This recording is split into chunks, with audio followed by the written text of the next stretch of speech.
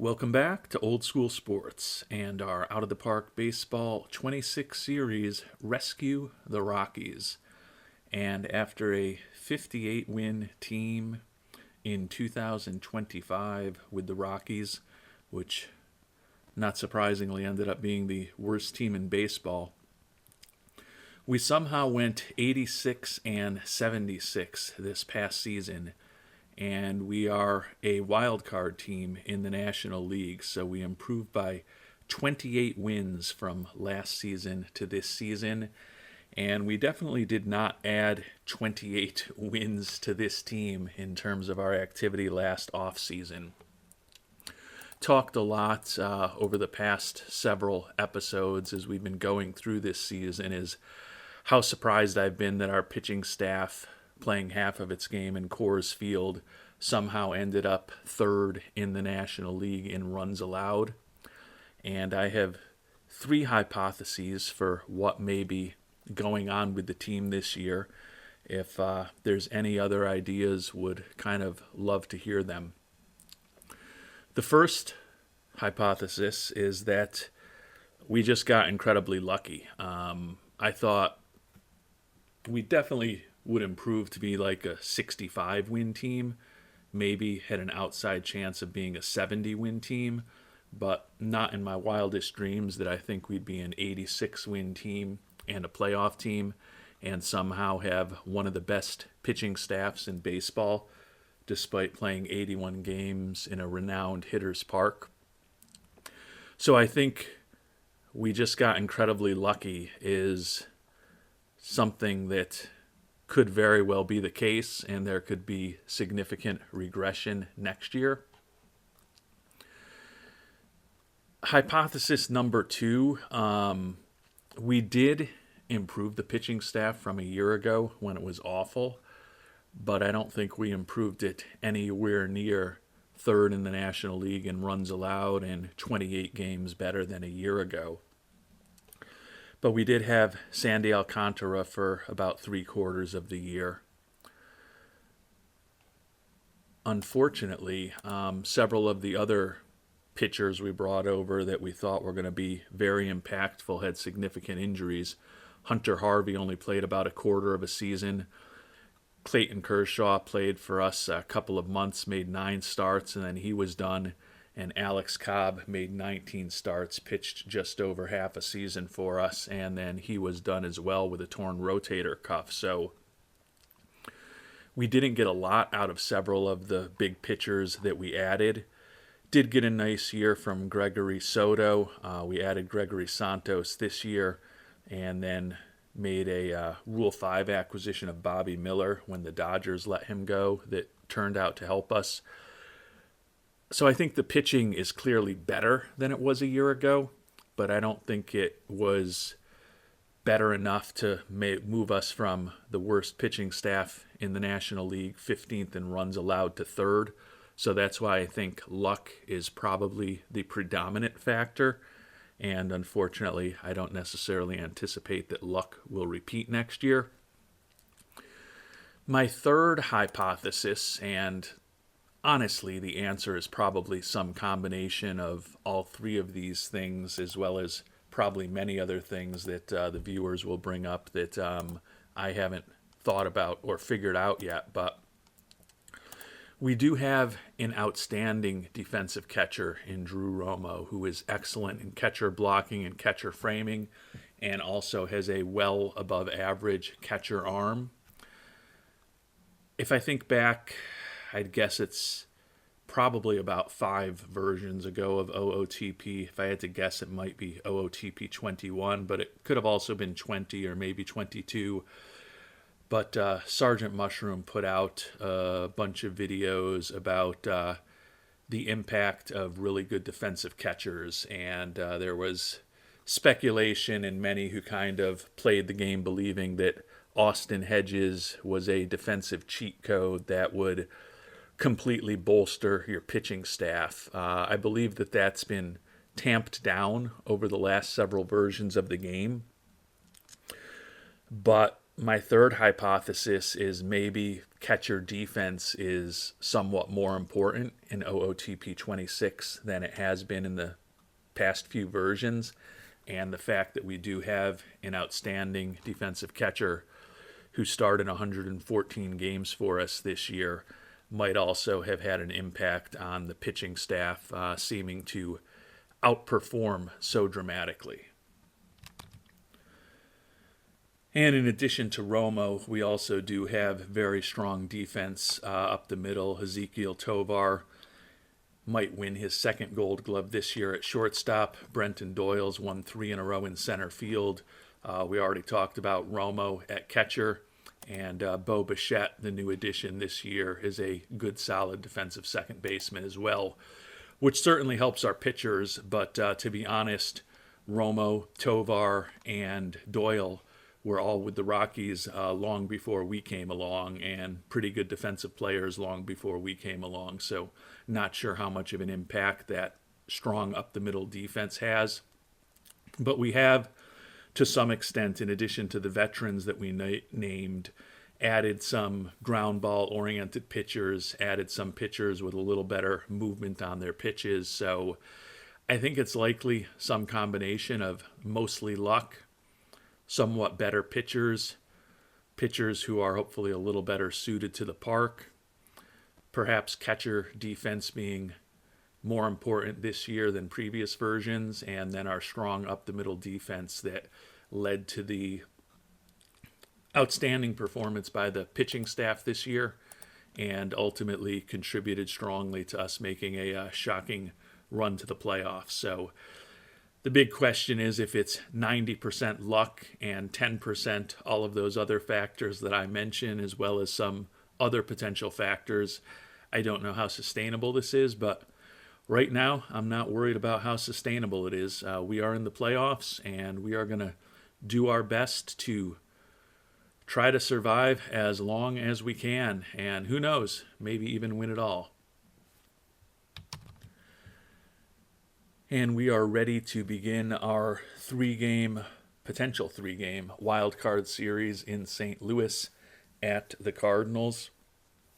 We will have Sandy Alcantara, Ryan Feltner, and Aaron Ashby on the mound for us. If we're able to move to a divisional series, Bobby Miller will likely be our fourth starter. He was really good for us this year, even after we put him into the rotation. But he is in a slump right now, so that's kind of what ultimately determined that we'll have Ashby in the 3-hole and Bobby Miller in the 4-hole for the time being. Since this is our first playoff appearance with the Rockies, and I am somewhat fearful that it may be our only playoff appearance for several seasons, since I do think we've just gotten very lucky this year. We'll let you know high level how I tend to set up the team for the playoffs. Typically go 13 pitchers and 13 position players during the regular season. In the playoffs, I generally cut it back to 12 pitchers. There's enough off days built in there that the relievers generally get some rest. And then I typically will go with 14 position players to give our manager a little more optionality as far as lefty-righty splits, pinch hitting, defensive substitutions, pinch running, etc. One negative thing, Vinny Pasquantino, our first baseman, was suspended at the end of the season.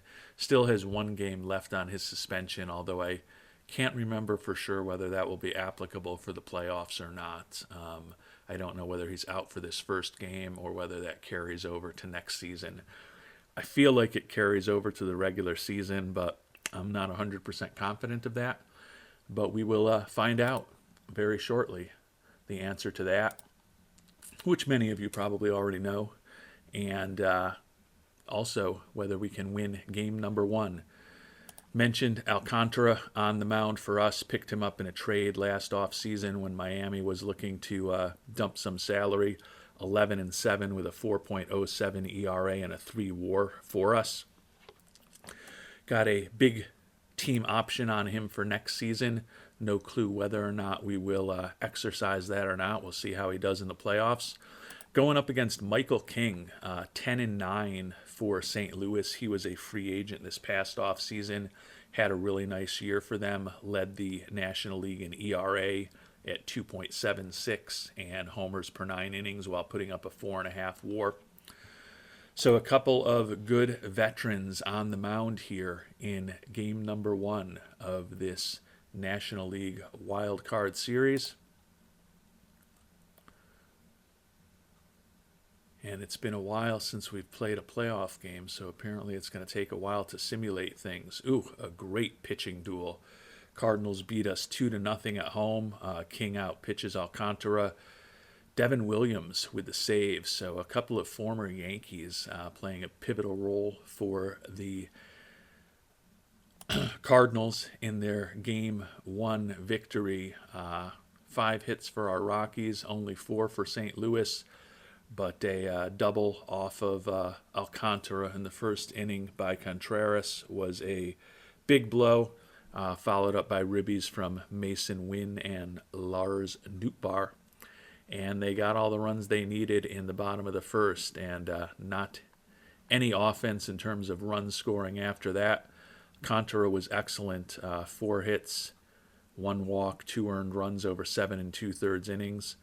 But King scoreless, 5 innings pitched, and then Stratton, Helsley, and Williams combined to allow just 2 hits and 2 walks over the final 4 innings. So the beauty of the Wild Card Series is you can win it very quickly, but the difficulty is you can lose it very quickly as well. And we are now officially in a position where our season is on the brink here in game number 2. I wonder why they're pushing Ashby up. I would have thought maybe we don't have enough time off since our last game. And Feltner did pitch 5 days ago. He should be ready to go.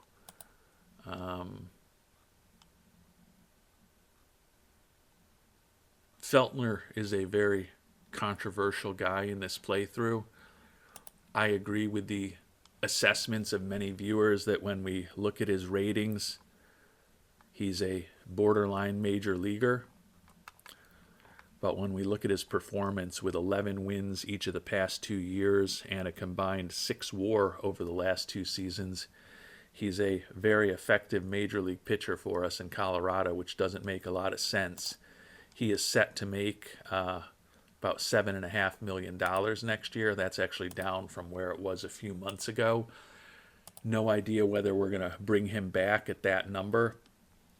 And it looks like he's actually in a slump right now. I was going to move Feltner up because he was on his normal rest at this point. But with the fact that he is in a slump, we will give Aaron Ashby, the lefty, the opportunity to try to keep our season alive. He'll be going up against another former Yankee in Sonny Gray, 11-8 with a 3.21 ERA and a 2.6 WAR for the Cardinals this year.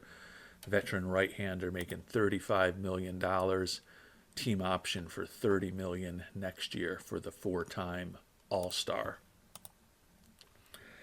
Can we stay alive for another day, or will this magical season for the Colorado Rockies end today in St. Louis? And it is all over, a 5-2 loss. So we scored just 2 runs in 2 games.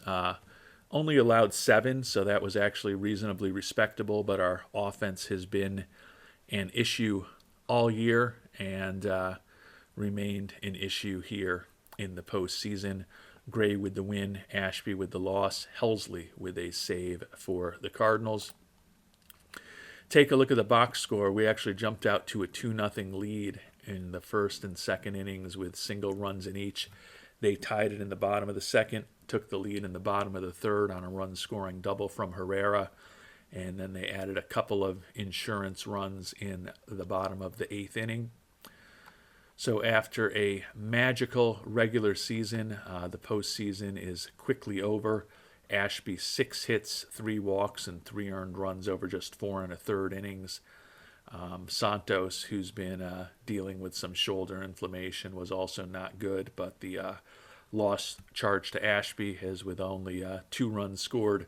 Those runs from Santos really did not end up mattering. Sonny Gray, 7 hits and a walk allowed over 5 innings pitched, but only 2 runs, both earned. And the season is over for our Colorado Rockies.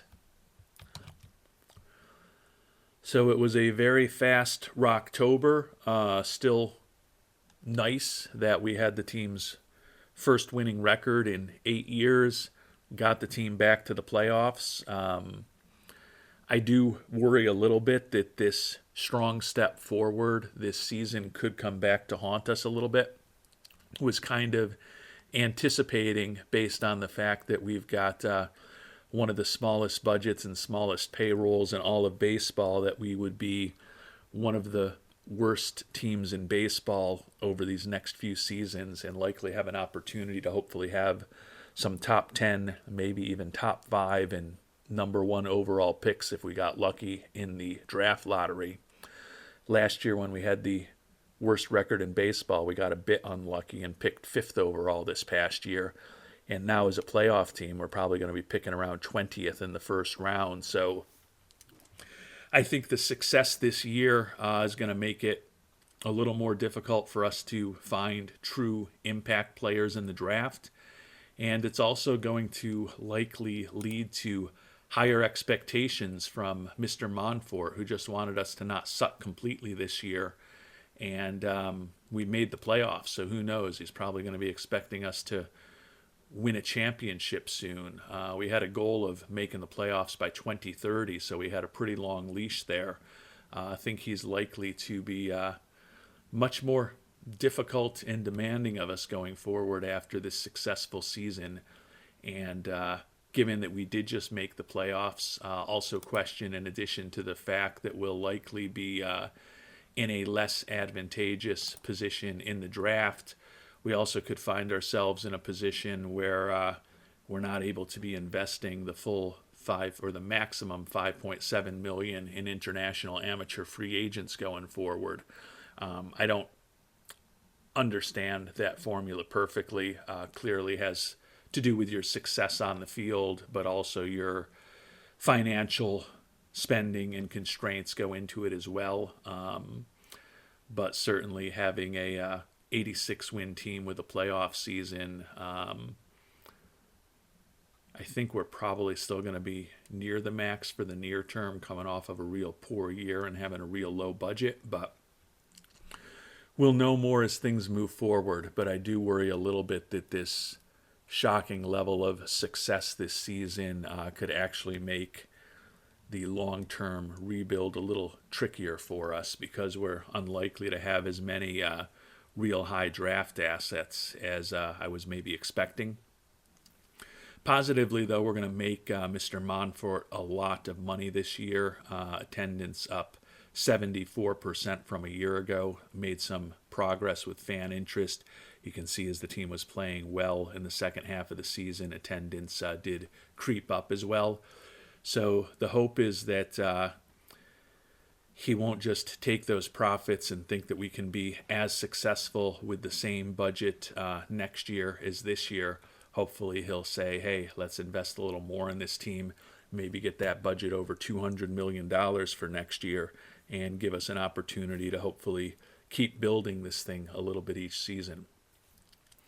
So with the playoffs over so quickly, I'm going to sim through the rest of the postseason, and as I'm doing that, do our season recap of our pitchers, our position players, take a quick look at the farm system, and kind of lay the ground for what this Rockies team actually looks like as we start preparing for the offseason.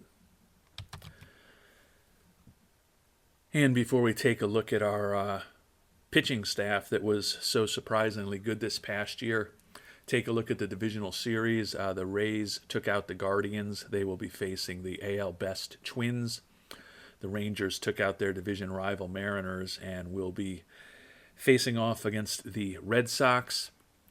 As we know, we got swept by the Cardinals, the only team in the first round that didn't win at least one game. Cardinals will be going up against the NL Best Mets. And in a matchup of a couple of our division rivals, the Dodgers took out the Diamondbacks, and the NL West winning Dodgers will be facing off against the NL Central winning Cubs in the final divisional series. Touched upon the team statistics briefly at the start of the episode, but before we get into the pitching, we'll just put them up here for those who are interested. The 86-76 record was a win above expectations, ended up being a middle-of-the-pack team in runs scored this year. Generally kind of a middling team in most offensive categories, although we were first in extra base hits and third in home runs. Thank you, Coors. Also third in slugging percentage. Some areas where we underperformed. 11th in on-base percentage, which was a owner goal to improve. 11th in WAR and 14th in walks. Not a particular good team on the base paths. We were 6th in defensive efficiency and 3rd in zone rating, so a good defensive team overall, as we alluded to. And as I talked about earlier, 3rd in the National League in runs allowed, and we were generally a top 5 or 6 team in most pitching categories, except for walks where we were 10th and strikeouts where we were 13th. So solid season overall, but a bit surprising that the pitching was so good. Mentioned Alcantara already. We've got a team option for $21 million for him for next season. When we get to the offseason, we'll see if there's any trade market at all for him, and also kind of take a deeper dive into the rest of our roster to figure out if maybe it makes sense to bring him back. He did have a pretty good year for us with a 3 WAR while he was healthy, and certainly an impact pitcher for us. Aaron Ashby, 5-8 with a 4.24 ERA. Like the extreme ground ball tendencies, can't say that the lefties worked out incredibly since we picked him up from Milwaukee, but has still ultimately been a solid pitcher for us, putting up a 3.2 WAR over a season and a half in Colorado. He'll likely be back next year. Feltner, as I mentioned, a huge decision. He's won 11 games each of the past 2 years, averaged a 3 WAR. But on paper, I can't really explain how he's been so effective, especially in Colorado. And then Bobby Miller, as I mentioned, a Rule 5 draft pick from the Dodgers, went 7-5 with a 3.59 ERA, 1.7 WAR. I think he's a good, solid major league pitcher. We've signed him to an extension, likely going to be a member of our rotation for the next several seasons.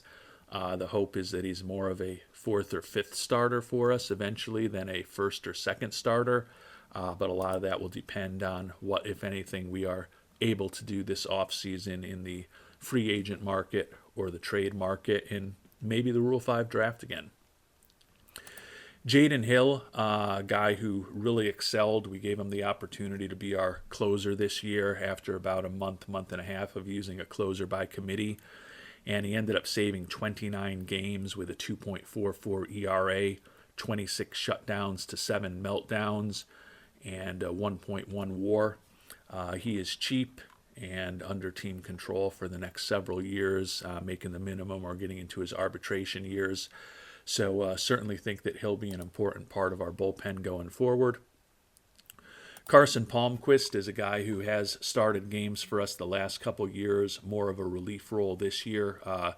Sub-2 ERA over 77 2/3 innings pitched with a 1.7 WAR. Another guy who doesn't necessarily blow you away with his ratings. Below average at keeping the ball in the ballpark, extreme fly ball tendencies.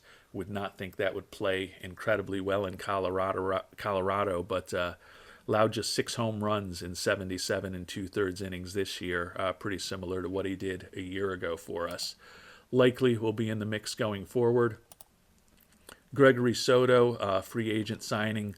We've got a team option for $4.75 million for him next year. Led the league in games and holds. 3.34 ERA with 94 strikeouts over 86 and a third innings. Tend to think he will be back, a good, solid professional arm for us out of the bullpen. Similarly, we made a trade before the trade deadline for Gregory Santos. He's been dealing with some injury issues since he came over, so he ultimately wasn't as effective as we had hoped, with a 4.03 ERA over 38 innings pitched. That being said, he, similar to Miller and Soto, is a guy who we have signed to an extension. I think he will hopefully be a very important right-handed arm out of our bullpen for the next few years. Angel Chivili, who was an all-star for us a year ago, 1-2 with a 3.48 ERA, respectable season, although when all was said and done, he was basically a replacement level player. Probably in the mix to be in the bullpen again next year, but he's the type of guy that I would hope over time we can upgrade from. Braden Nett, who we picked up in a trade with the Padres early in this playthrough, 7-4 with a 4.55 ERA after we promoted him, did start 15 games for us towards the end of the season. Half a win above replacement, certainly wasn't great. Doesn't look like he's going to be a dominant pitcher, but certainly at least over the near to medium term is probably going to be in the mix to be in our rotation. Elvis Peguero, ground baller with ground ball tendencies and pretty good ability to keep the ball in the park, is a guy that we traded for over a year ago. He's honestly been a bit underwhelming. 4.45 ERA this year over 54 and 2/3 innings. Allowed 8 home runs, also walked 25. Slightly above replacement. He's a guy who is headed into arbitration. Only going to make about $1.5 million this year. So probably in the mix to be with us next season, but also very marginal whether he is a long-term answer for us. Honestly, can probably say the same thing about Gabriel Hughes. He started 13 games for us a year ago, worked entirely out of the bullpen at the major league level this year. Was good in terms of his earned run average, 3.63 ERA over 67 innings pitched, but he did allow 9 home runs and was just a little bit above replacement level when all was said and done. So thinking about next year, hopefully we'll have most of these guys back. The key decisions for this offseason clearly going to be Feltner and Alcantara. Mentioned also that several key pitchers on the injured list, with Cobb and Kershaw having injuries that will likely take them through spring training and into the stardom next year. Think it's extremely unlikely we will sign either of them given their ages, the dollars that they're going to be looking for, and the fact that they're coming off of significant injuries. Hunter Harvey is a guy who we thought was going to be an important addition to the bullpen this year. Ended up putting a 6.43 earned run average up before he went out for the year in the middle of May. We do have a team option for $4 million for him for next year, so I tend to think with some of the other additions we've made to the pitching staff since his injury, most notably the addition of Santos, and the fact that Miller and Nett have kind of established themselves at least as useful major league arms for us, and Hill has emerged as a good arm out of the bullpen as well.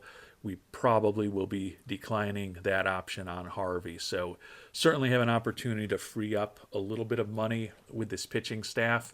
And when we do get to the start of the offseason, we'll have some big decisions to make as far as Harvey, Feltner, and Alcantara in particular. And we have some interesting matchups here in the League Championship Series. In the American League, the top 2 teams, the Twins and the Red Sox, both won, and they'll be facing off against each other. A couple of upsets in the National League, though. The Cardinals, after wiping us out in 2 straight, took out the Mets in 4 games, and the Dodgers took out the Cubs in 4 games. So a couple of Wildcard teams, even though the Dodgers were a division winner, will be facing off in the NLCS. And the International Amateur Free Agent class was announced today. We'll be getting to know them a lot better over the next 3 months before we need to be making some big decisions. But we'll preview the top players. Looks like a lot of catchers and a lot of outfielders. Catcher Jose Bravo out of the Dominican Republic looks solid defensively and potentially absolutely prodigious home run power. Center fielder Leon Moreno out of Cuba looks like a useful major league bat with good range. Obviously, we'll get to know more about all of these players and their personalities, and we're low and very low scouting accuracy on all of them right now, I would assume, but my initial reaction was I like Bravo more than Moreno. Another catcher, Roberto Santos, love the high blocking rating, although his framing not as good. Looks like a decent contact hitter. The rest of his bat doesn't appear to be anything special. Right-handed pitcher Sergio Alvarado, and this looks like a guy who's going to be very tempting to me. Extreme ground baller, who we think can hit triple digits on the radar gun. Think that his stuff and his movement could both be exceptional. Think he could be world class in terms of keeping the ball in the ballpark. It's 16 years old. His opposition BABIP is very strong. Going to need to work on his control, and right now he really only has a fastball, although we think he can develop an exceptional forkball, sinker, and cutter. Sounds like he might have some personality quirks, definitely going to take losses kind of tough, so maybe a little bit of emotional immaturity there, see some extreme development risk. But D. Fields certainly is going to be someone that we'll be investigating closely in the coming months. Center fielder Shintaro Ito. Love the outfield range, really good speed, and a potentially interesting bat, especially for cores with world-class gap power and some pretty good speed to go with it. Couple more catchers, actually 3 more catchers in a row. Ricardo Torres, solid defensively, and looks like a pretty interesting bat, although not a lot of home run power for the switch hitter. Sergio Ramirez, pretty average defensively, although he's got a decent arm, good contact hitter, nothing else exceptional about his bat. And Rafael Duran, looks like a slightly above average defensive catcher with a little bit of pop in his bat and likely the ability to draw some walks. Second baseman Juan Rangel, pretty good range, not much of an arm, not a lot of speed. Looks like a very good contact hitter, another guy with extreme development risk. And the last of the prospects noted by the media, right fielder Emilio Castillo. Looks like a butcher in the outfield, not much of a bunter, decent speed but not great base running instincts, but potentially outstanding eye, home run power, and really good gap power. Contact, not great, but not horrible if he reaches his full potential. Going to strike out a little more often than average, but not an exorbitant amount of times if he's able to reach his full potential. So we'll be investigating this crew and many others over the next few months. We'll have a more fulsome discussion as we get closer to the IAFA period. Really hope that Mr. Alvarado's personality is better than the young pitcher that we looked at in the IAFA class last year, and also hope that we really do have a lot of money to spend. Maybe if we love him, we can max him out, and also hope that maybe with the success of the pitching staff in Colorado this year that Coors won't scare D. Fields away either if he is the one that we decide to focus on in a few months. And before we find out who will be facing off in the World Series, we'll do a review of our position players. Hunter Goodman listed as a catcher, but basically a DH for us this year. 28 homers and 85 ribbies and 605 at-bats are some positive counting numbers. Also had 36 doubles, but ultimately hit just 238 with a relatively sickly 292 on-base percentage, 87 WRC plus, and he was below replacement level. Only caught 8 games for us, as Romo, obviously the starter, and Austin Wells was our primary backup. So kind of getting to the point where we've got to question exactly how we're going to keep using Goodman. He's arbitration eligible now, set to make close to $5 million next year. Good offensive player, but not great. Like having him there as insurance behind the plate, even though he's not particularly adept defensively at catcher. But certainly hoping more than a negative WAR season from him if we're going to be spending almost $5 million on him next year. Romo, we already talked about, outstanding defensive catcher, hit 276 for us this year with a 82 WRC plus and a 2.3 WAR, driven primarily by his fielding, very high defensive efficiency rating, and also a strong catcher framing rating as well. His catcher ERA of 3.80 was 1/10 of a run lower than our team ERA of 3.90. So not exceptionally better with him on, or him behind the plate, than with Goodman or Wells behind the plate, but he certainly is a strong defensive catcher. Vinny Pasquantino, and didn't note this while we were going through the series, but he did serve the suspension in the playoffs, so he will be ready to go opening day next year. He is set to make about $6 million, so the big question is whether he'll be back with us at that kind of number.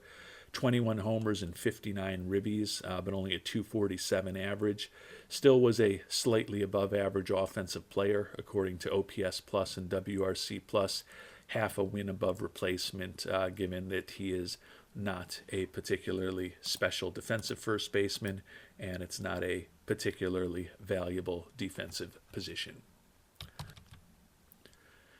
Mentioned earlier that we added Bo Bichette this past offseason, trained him to become our second baseman. 250 average, 31 doubles, 5 triples, 19 homers, stole 11 bases. So certainly some positive things about him offensively, but the on-base percentage of 285 with just 29 walks, not good at all. Ultimately a 78 WRC plus and a 1.3 WAR. Think that number organically would be higher. He was learning how to play second base through portions of the season, so I would think he'd be better overall next year. I do question why I sometimes seem to chase Bo Bichette pretty consistently in out-of-the-park baseball, because my experience with him is that when you get into the fictional years with Bo Bichette, he is not nearly the player that he's been over the first few years of his career with Toronto, and it certainly seems like we could be headed that way with him.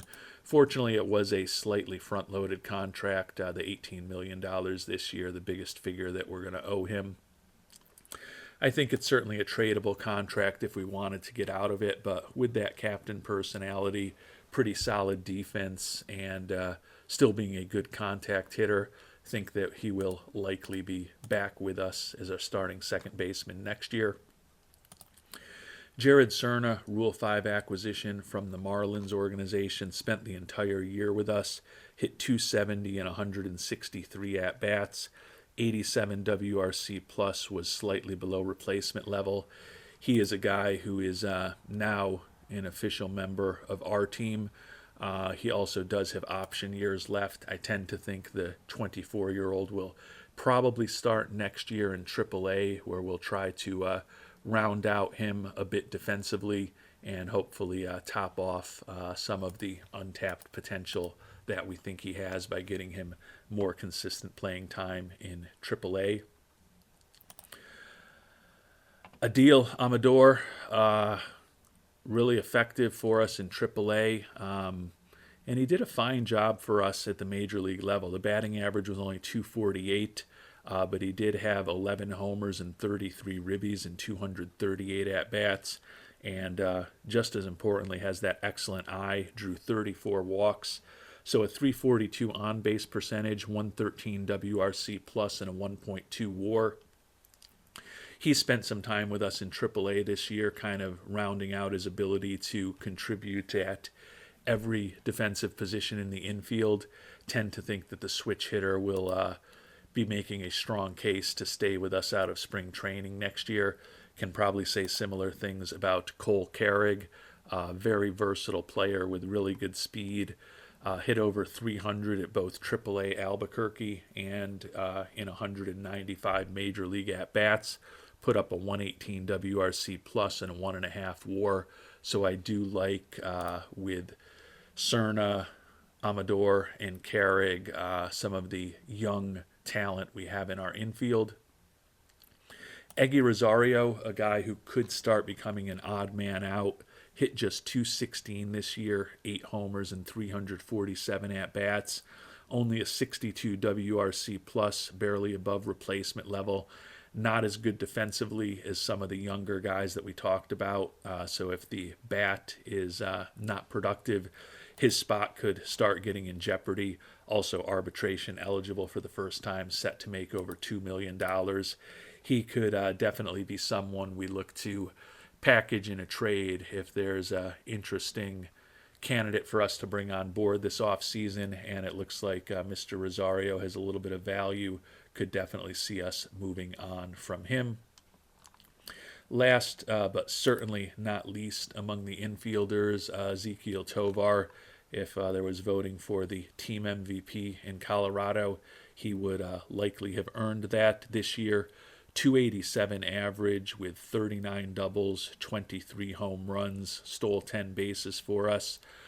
Despite his not so great eye, he did walk 36 times, so the 341 on base percentage is not great, but significantly better than it was a year ago.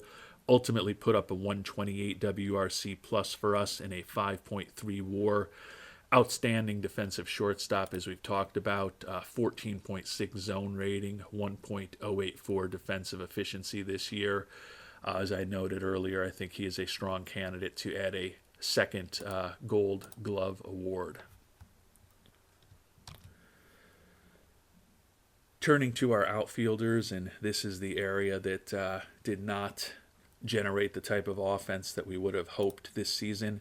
Signed Michael Conforto as a minor league free agent. He ended up being our everyday left fielder against right-handed pitching. Hit 241 with 17 homers and 378 at-bats. Ultimately was slightly below average offensive player, about half a win above replacement level.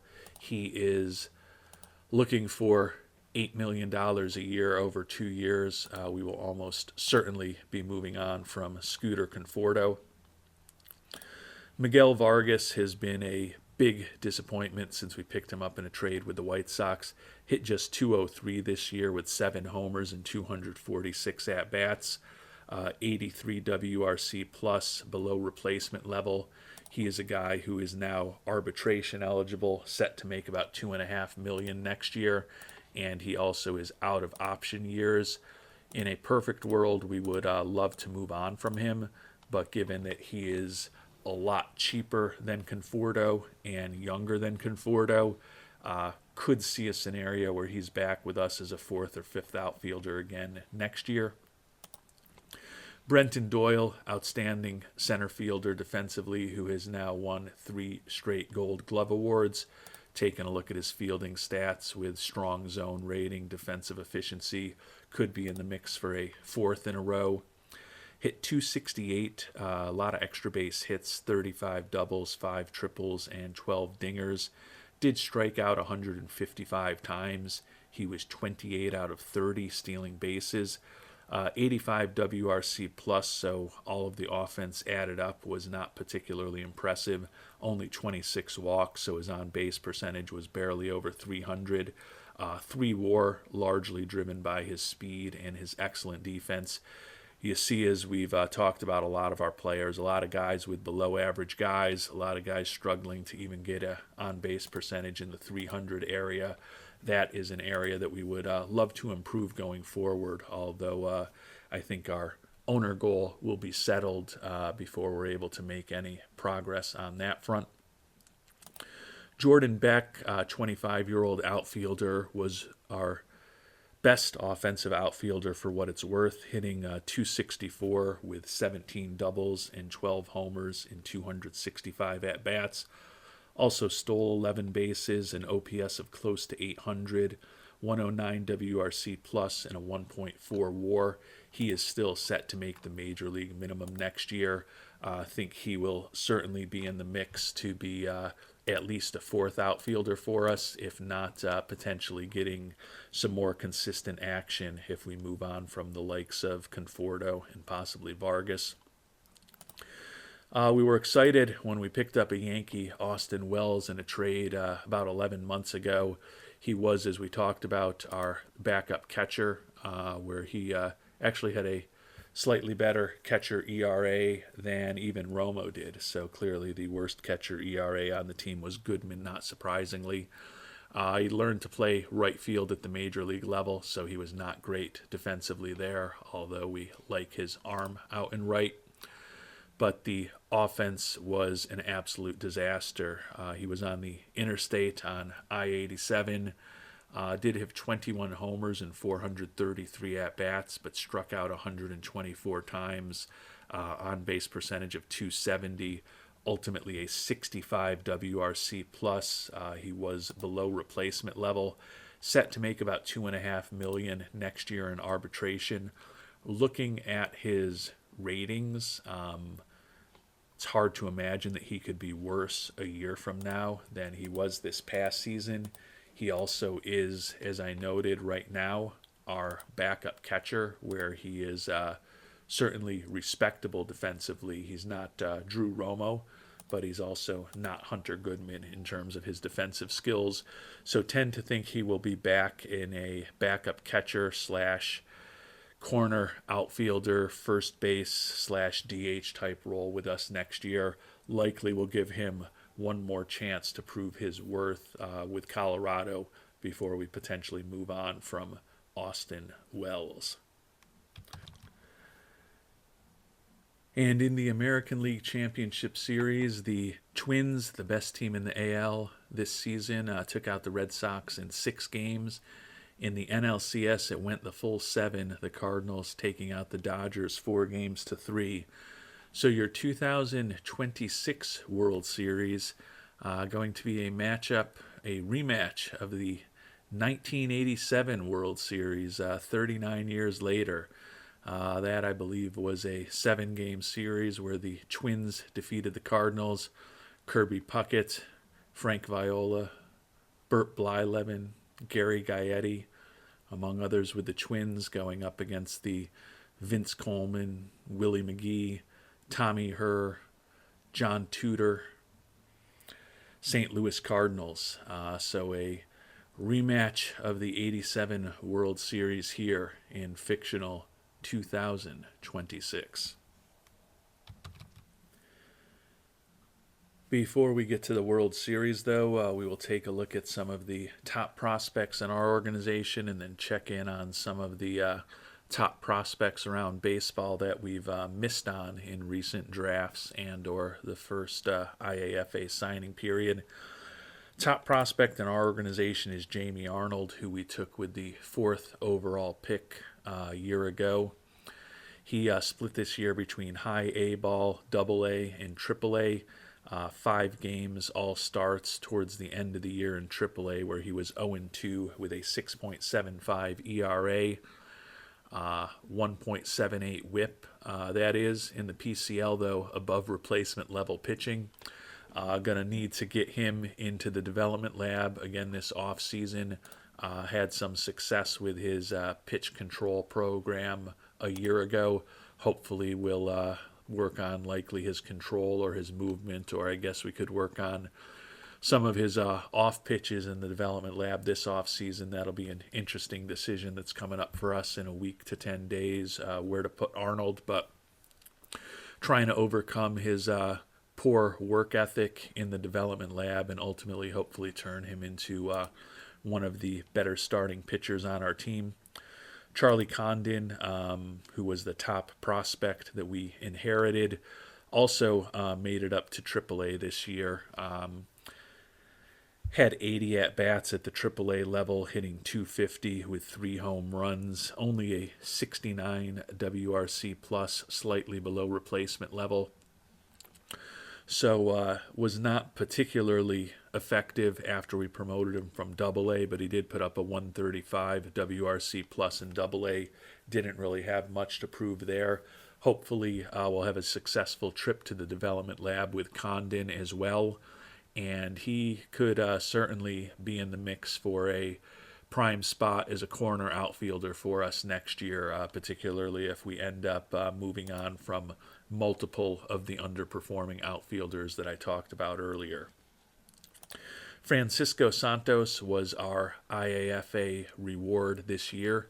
He was our second choice behind the pitcher that I mentioned earlier, although Santos was the number one choice of the worldwide scouting department, so we ended up going with their recommendation in a less than direct way. Did play in the World Baseball Classic for the Netherlands this year. Went 0 for 11, but he is only 17 years old. Still think he's got a pretty high ceiling, and look forward to maybe seeing him in the DSL starting next spring. Jack Bauer was our second round draft pick. Nickname is 24, and we have also changed his number based on a viewer recommendation to number 24 as well. Had a rough introduction to professional baseball with our ACL team, 1-4 with an ERA of close to 9. Walked 36 batters and allowed 6 homers in 40 2/3 innings. So a lot of work for this young fly ball pitcher to do in terms of his control and keeping the ball in the park. He will likely be a guy that we try to get into the development lab as well. Our final top 200 prospect is first baseman Benny Montgomery. Spent the entire year in AA Hartford, where he put up just an 89 WRC plus. Training him how to play first base, and he's basically trained up there. He is a potentially excellent defensive outfielder. Excellent might be pushing it a bit, but a very good defensive corner outfielder and a competent center fielder.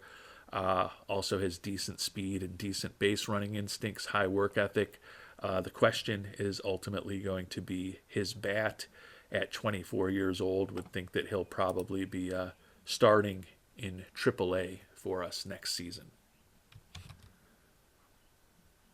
Overall, our farm system ranks 13th, so we made a modest level improvement since we took things over. But as we noted, we're kind of anticipating that we'd be picking near the top of the draft for the next few seasons, and that may not be the case, which will make it a little more difficult to add some high-end talent to this team. A couple of other players who aren't listed among our top prospects that I do want to touch upon. Left-hander Wellington Herrera was a guy who played in the All-Star Futures game this year. Very effective with a 1.93 ERA in AA. We promoted him to AAA, where he had a 5 ERA over 12 2/3 innings late in the year. But he is a ground ball pitcher, should do a good job keeping the ball in the park. Question how many bases on balls he's going to allow. He did allow 10 in just 12 2/3 innings in AAA, but likely the left-hander will be competing for a spot on our 26-man roster. If not this spring, you would think certainly as a September call-up in 2027. 3 other, hopefully higher-end prospects that we want to talk about briefly. Brock Kettleson, potential two-way player that we picked in the 4th round a year ago. 7.94 ERA over just 5 2/3 innings of pitching in rookie ball. He was a regular contributor at the plate, though, or at least in the field. I don't know how much he contributed at the plate, but he was a regular player for us. 200 batting average, over 145 at-bats, just a 37 WRC plus, and he was below replacement level. We don't necessarily see his potential being nearly what we thought it was even just a year and a half ago, but we'll continue to hopefully invest in him and see some improvements there. Slater DeBruin was our third-round pick a year ago. He hit .292 in 161 at-bats in his introduction to pro baseball. Also stole 11 bases, 76 WRC plus, 1.1 WAR. Like his speed, like his ability in the outfield, the question is ultimately going to be Slater DeBruin's bat. And last but not least, Zane Petty was our second-round choice out of Texas Tech this year. Ground ball pitcher who we think can hopefully be a contributor at the back end of our rotation at worst. Maybe ends up better than that. He was 2-2 with a 1.78 ERA in 6 starts in A-ball. We promoted him to high A right at the end of the season, where he was 0-1 with a 6.11 ERA. Control has been a big issue for him, with 32 walks in just 48 professional innings. And now that we've reviewed some of our top prospects in our organization at a high level, we'll take a look at some of the guys who either got away or we have traded away. Oscar Perez was the very high-end IAFA pitcher I mentioned, with some personality quirks that we tried to pick up last year. He ended up signing with Seattle rather than us. 1-0 in rookie ball for the Mariners with a sub-2 ERA. 1.17 whip, despite the fact he was only 17 years old. He was certainly able to handle the DSL very well. The GIMP definitely looks like he is on the path to become a high-level pitcher. Jonathan Pera was another guy that we looked at in the IAFA period. He hit a blistering .362 with 10 doubles, 4 triples, and 8 home runs with the Reds in rookie ball in the DSL, and was a late call-up at 17 years old to A-ball, where he went 1 for 6 with a 2-run double, it looks like. So a very nice start to Pera's professional career as well.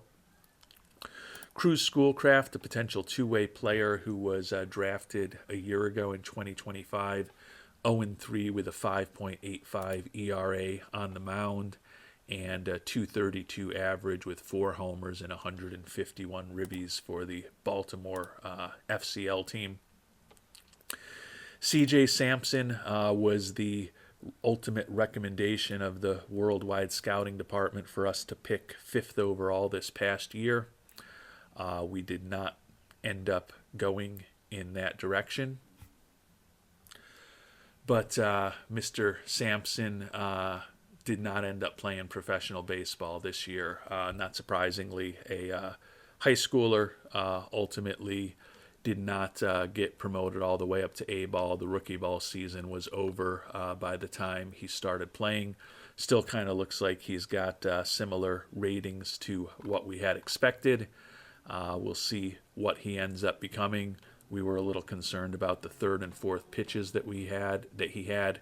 We're also concerned that it didn't look like his velocity was going to be incredible, but certainly we'll be following his career closely.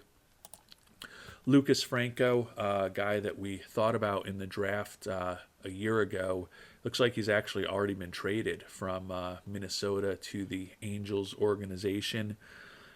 This year, combined between rookie ball and A-ball with the two organizations, was a below-average offensive player at every level, but he is still only 19 years old. Sean Gamble is a guy who we had a lot of luck and success with in our recent mini-series with the Los Angeles Angels. He was the 39th pick of the first round a year ago. Made it all the way up to Double A this year, where he hit 253. So very aggressive promotions of him through the Yankees organization.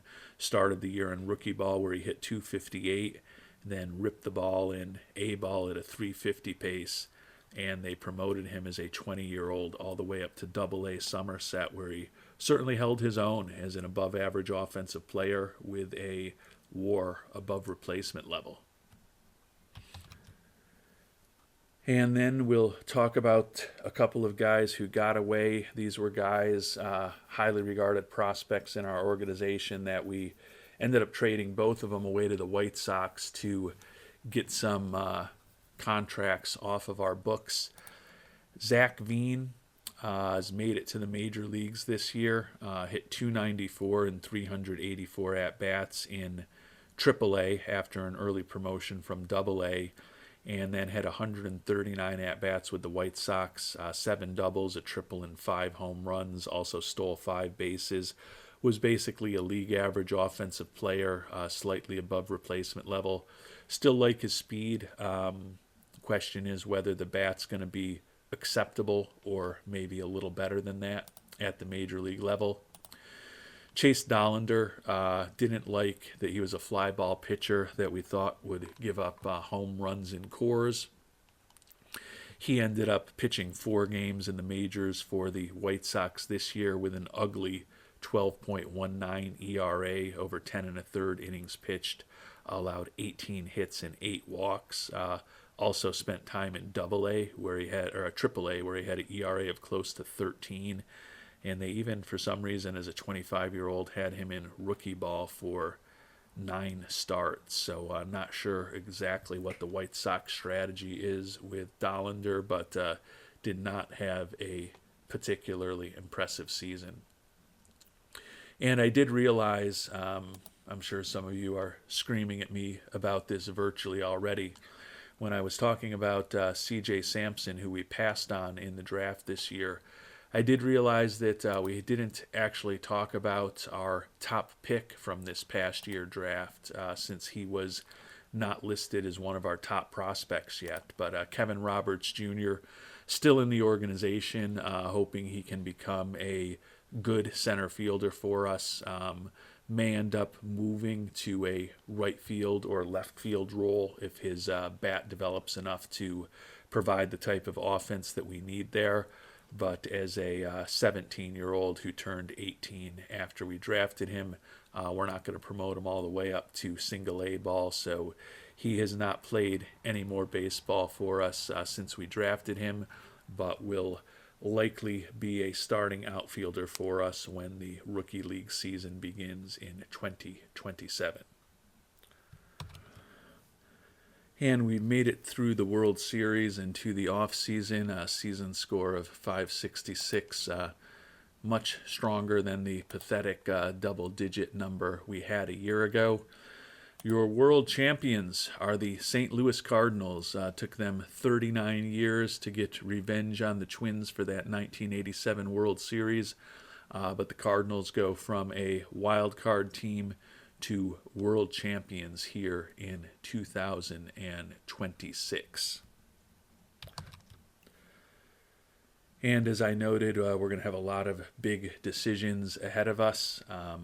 Option year decisions on Hunter Harvey, Sandy Alcantara, and Gregory Soto are needed. We have had General Manager Bud Black has retired. You may remember we kicked him from the manager's seat to the assistant general manager job, hoping that he would eventually retire and save us from money, some having to pay him out. And that plan has worked, so thanks to those of you who suggested that. Looks like we've also got some other coaches leaving, so we'll be looking to upgrade those positions. Top prospects listed. Nobody in the Rockies organization in the top 10, unfortunately. Interestingly, Oscar Perez, who we made an offer to in the IAFA period earlier this year, is listed as the 4th prospect, and Alex Harrington and Brady Harris, who went 2nd and 4th in this year's draft, listed as the 5th and 7th prospect. Those were the two guys we were really hoping might fall to us 5th overall. But as we noted, that did not happen, and we have Mr. Roberts Jr. with us. Offseason begins, arbitration period begins, development facilities are open, so a lot for us to think about. We will review the season goals. Very happy that we got to the playoffs. Yeah, we were expecting to not be anywhere near that. Improved on base percentage a little, but he hoped for more, making some progress with attendance. Not thrilled that we haven't built up our farm system. Well, you're looking for Major League WAR. We've had 2 drafts and 1 IAFA period, so hard to expect too many of these players to be contributing at the Major League level. Mr. Monfort also wants us to improve the draft record. Similar argument from me on that. Did a good job building team chemistry. Wants more in fan interest. But overall, very happy that we completed this challenge, which I guess was the team record.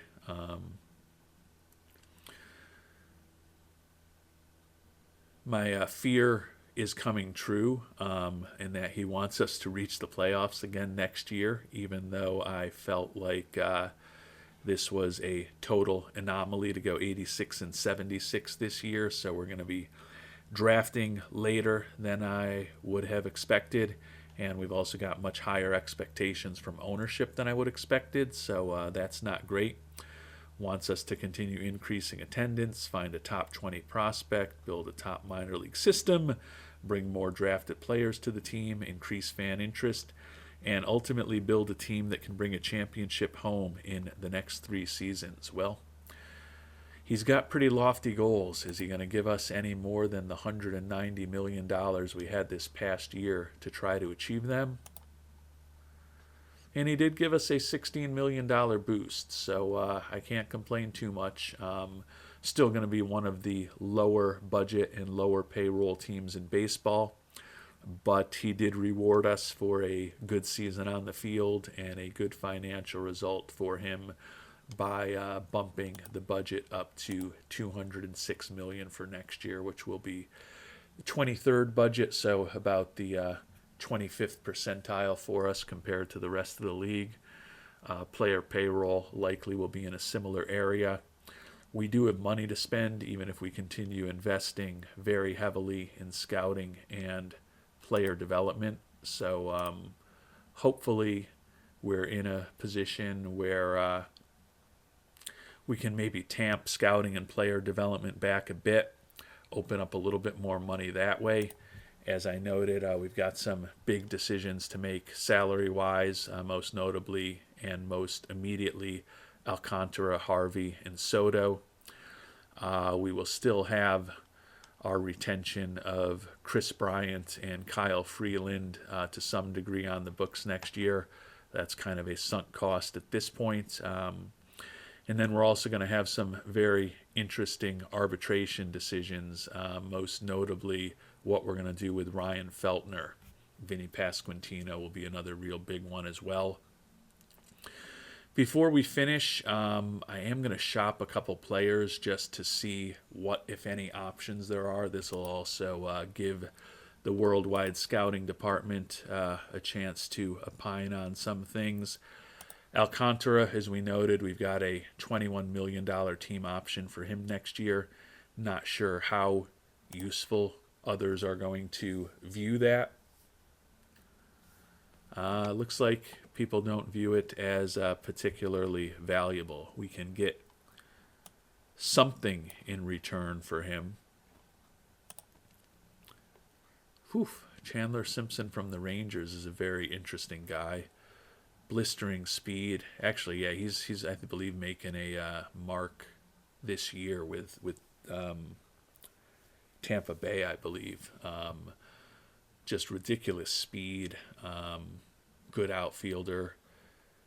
Credible contact hitter, but can't really do a lot of other things.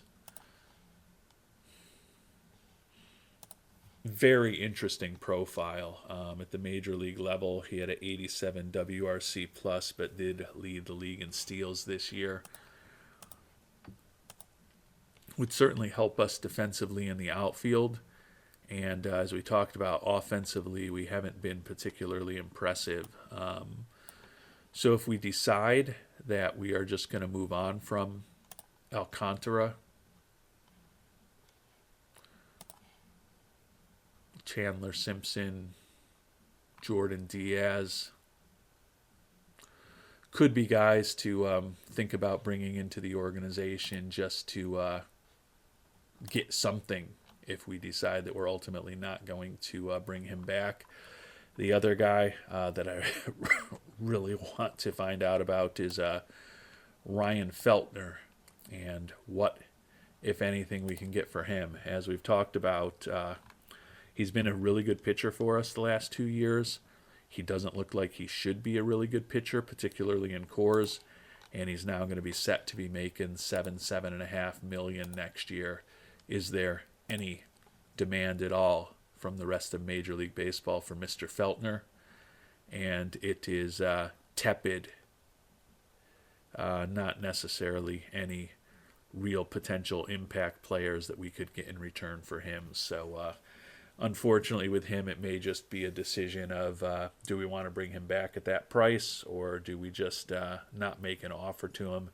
I guess in theory, he might help tip a multiplayer trade in our direction, but it certainly seems that broadly, Mr. Feltner is not viewed as having a lot of value by the other general managers in Major League Baseball. So a lot of big decisions ahead for this Colorado Rockies team. Would love to hear your thoughts on what you might do, and we'll find out what we decide to do, at least in the early stages of this offseason, going through arbitration and some of the initial roster decisions in our next episode. Until then, thanks so much for watching, and hope you have a great day.